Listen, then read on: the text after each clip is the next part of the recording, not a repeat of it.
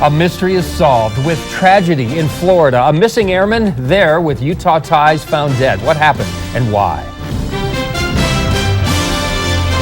You're watching ABC4 News at 4.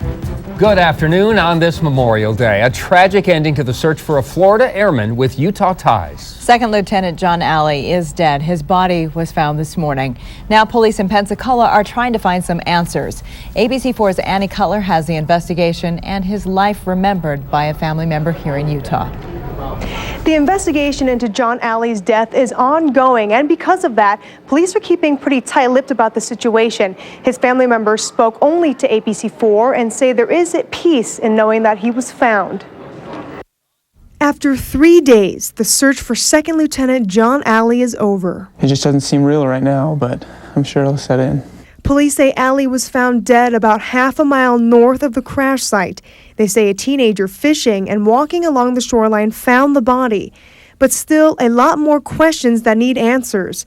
And as family members wait for more news, they are spending their Memorial Day remembering the life of this accomplished young man, whose goal was always to be an airman. His dad's a retired lieutenant colonel in the Air Force, and he grew up from base to base, and it was always what he wanted to be. Alley had brains and brawn, and there wasn't anyone he met that wasn't a friend. And he was funny, he was athletic, he got along with everyone, he was kind, and he's going to be missed.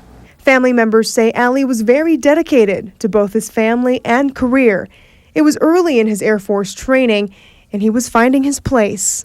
I think when he got into it, he wanted to fly fighter jets. I think recently his focus kind of changed and he wanted to fly cargo jets.